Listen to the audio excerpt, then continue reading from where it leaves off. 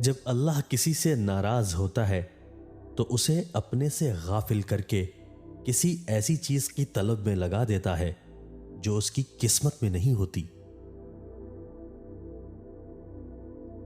سیکھنے والے کے لیے راستے ہزار اور نہ سیکھنے کے لیے بہانے بے شمار، اگر مگر لیکن کا انجام کاش اور حسرت کے سوا کچھ نہیں۔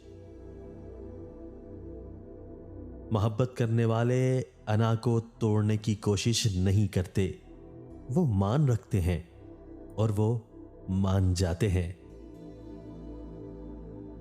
ادب انسان کو اخلاق کی بلندیوں تک لے جاتا ہے، لیکن علم نہیں، کیونکہ علم تو شیطان کے پاس بھی بہت تھا مگر ادب نہیں۔ دنیا کی بھیڑ میں انسان چاہے سب کچھ بھول جائے، کتنی ہی موج مستی میں کھو جائے، اکیلے میں وہ اسے ہی یاد کرتا ہے جسے وہ دل سے پیار کرتا ہے۔ لوگ ہوتے ہیں، انہیں مسالے دار چیزیں دلچسپ لگتی ہیں، چاہے سامنے والے کی عزت تباہ ہو جائے، سرعام بدنام ہونے سے سب ڈرتے ہیں۔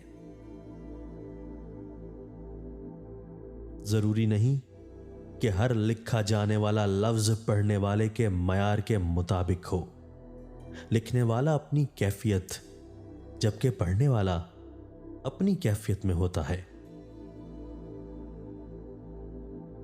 دوست نے مسکرا کر کہا، پاگل، ایک دوست ہی تو ہے جس کا کوئی مطلب نہیں ہوتا، اور جہاں مطلب ہو وہاں دوست نہیں ہوتا۔